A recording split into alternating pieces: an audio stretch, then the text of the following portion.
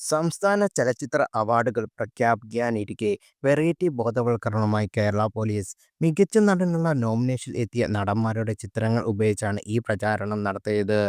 Best rider ആരായിരിക്കും എന്നായിരിക്കും ചോദ്യത്തിന് താരം മമ്മൂട്ടി, മോഹൻലാൽ, ആസിഫ് അലി എന്നിവർ ബൈക്ക് ഓടിക്കുന്ന ചിത്രമുണ്ട്. അത് ഹെൽമെറ്റ് ധരിച്ചത് മമ്മൂട്ടി മാത്രമാണ്. ഇപ്പോഴിതാ മമ്മൂട്ടി ആരാധകർ ഈ പോസ്റ്റിൽ മികച്ച നടനുള്ള പുരസ്കാരം മമ്മൂട്ടിക്ക് തന്നെയാണെന്ന് ഉറപ്പുവരുത്തുകയാണ്. കേരള പോലീസ് ഒരു ചെറിയ സിഗ്നൽ തന്നതാണെന്നും ബെസ്റ്റ് റൈഡർ ഈ ചിത്രത്തിലെ മമ്മൂട്ടി തന്നെയാണെന്നും ആരാധകർ അഭിപ്രായപ്പെടുന്നു.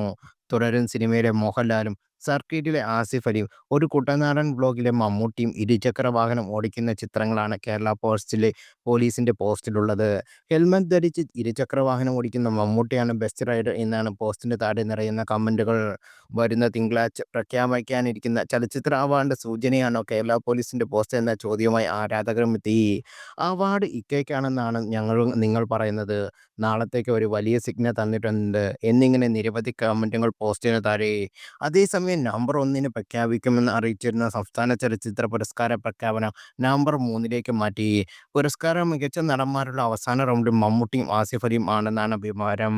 പ്രമേയത്തിലെ കൊടുമൺ പോറ്റിയുമുള്ള പ്രകടനത്തിന് മമ്മൂട്ടി ഒരിക്കൽ കൂടി സംസ്ഥാന പുരസ്കാരം സ്വന്തമാക്കുമോ എന്ന് സിനിമാ ലോകം ഉറ്റുനോക്കുന്നു.